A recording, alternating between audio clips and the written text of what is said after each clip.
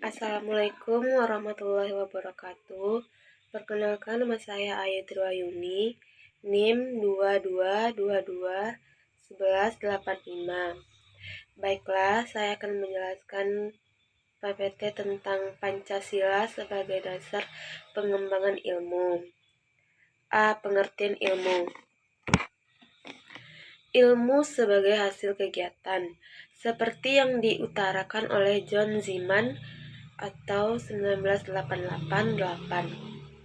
bahwa ilmu jelas merupakan suatu hasil ciptaan sadar manusia dengan sumber historis yang didokumentasikan secara baik, dengan lingkup dan kandungnya yang dapat ditentukan secara pasti, dan dengan orang profesional terpercaya yang mempraktikkan serta menguraikannya.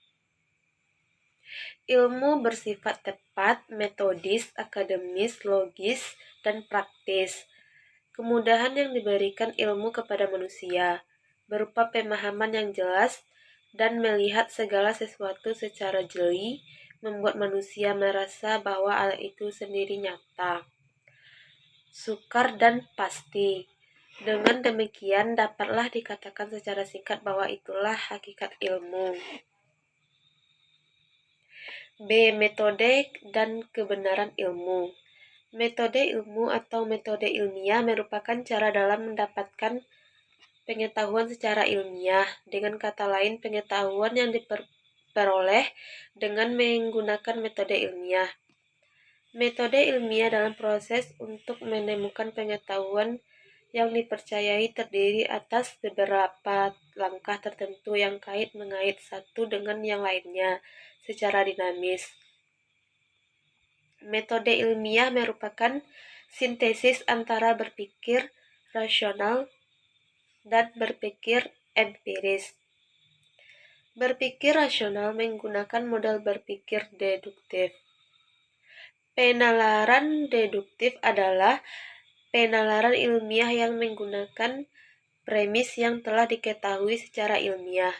Maka kontradiksi dalam penalaran selanjutnya dapat dihindari atau bahkan dihilangkan. Ilmu akan dan harus memiliki konsistensi yang reliable.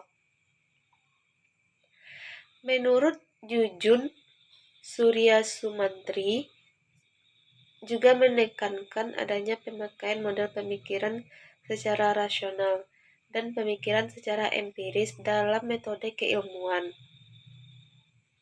Menurutnya, berpikir secara rasional yang berdasarkan paham rasionalisme sebenarnya ide tentang kebenaran sudah ada.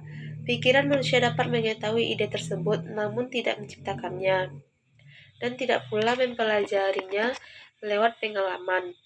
Dengan demikian, ide tentang kebenaran yang menjadi dasar pengetahuan diperoleh lewat berpikir secara rasional terlepas dari pengalaman manusia. Menurut model pemikiran empirisme, pengetahuan ini tidak ada secara a priori di benak manusia,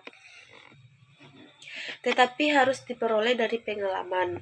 Gabungan antara pendekatan rasional dan empiris dinamakan metode keilmuan. Rasionalisme memberikan kerangka pemikiran yang koheren dan logis, sedangkan empirisme kerangka pengujian dalam memastikan kebenaran. Kedua metode ini yang dipergunakan secara dinamis menghasilkan pengetahuan yang konsisten, sistematis, serta dapat diandalkan sebab pengetahuan tersebut telah teruji secara empiris. C. Pancasila sebagai sistem ilmiah dan sebagai sistem filsafat. Pancasila sebagai sistem filsafat bersifat konsepsional. Menurut Katsof, konsep ini merupakan hasil generalisasi serta abstraksi dari pengalaman tentang hal dan proses satu demi satu. Pancasila juga merupakan abstraksi dari pengalaman dan perjalanan hidup bangsa Indonesia. Menurut Notanagoro, bahan Pancasila diambil dari adat kebiasaan, kebudayaan, dan agama yang telah ada pada bangsa Indonesia. Bagan konsepsional dalam sistem filsafat Pancasila ini juga bersifat rasional, yaitu bahwa antara masing-masing sila dalam Pancasila berhubungan secara logis. Sistem filsafat itu merupakan satu bagan konsepsional yang bersifat rasional yang mempunyai ciri bersifat menyeluruh, koheren, mendasar, dan spekulatif.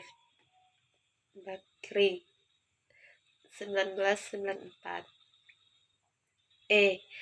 Sistem kefilsafatan Pancasila Notonagoro.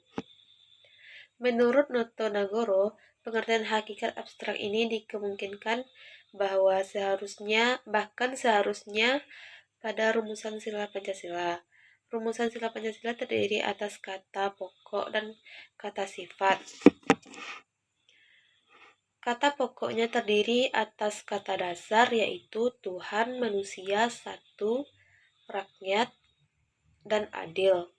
4 sila dibubuhi awalan kean dan 1 per an. Hal ini menjadikan abstrak kata dasarnya. Pengertian ini disebut pengertian abstrak umum universal. Isinya sedikit, luasnya tidak terbatas. Artinya meliputi segala hal dan keadaan bangsa dan negara Indonesia dalam jangka waktu tidak terbatas. F. Teori kebenaran Pancasila. Yang pertama, teori koherensi.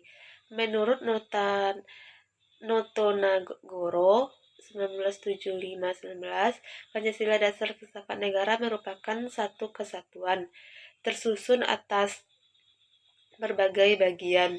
Tetapi bagian itu tidak saling bertentangan. Semuanya menyusun hal yang baru dan utuh.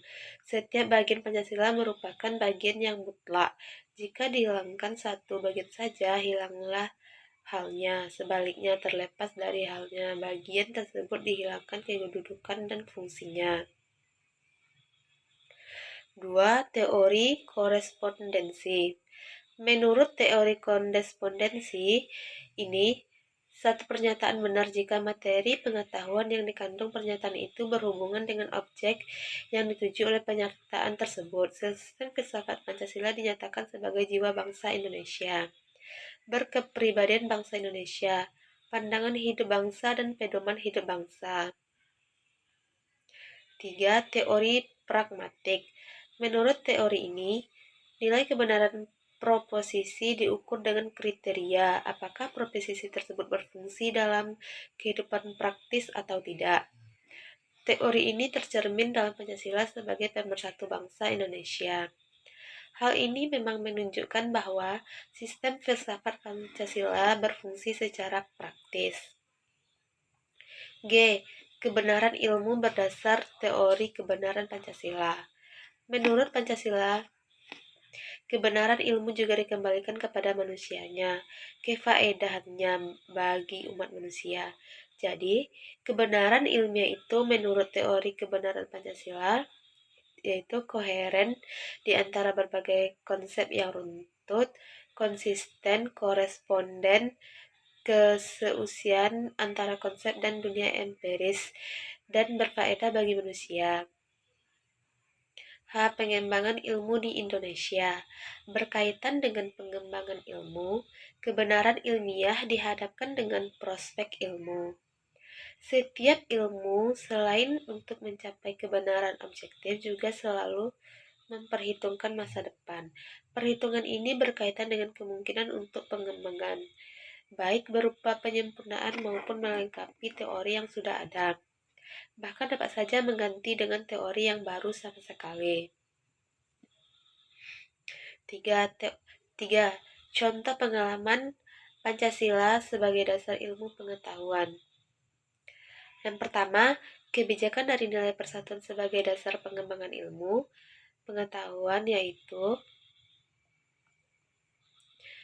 walaupun mempunyai banyak perbedaan seperti agama, warna kulit, dan bahasa, tetap harus saling menghargai. Sila ini menanamkan sifat pemersatuan untuk menciptakan kerukunan kepada masyarakat Indonesia.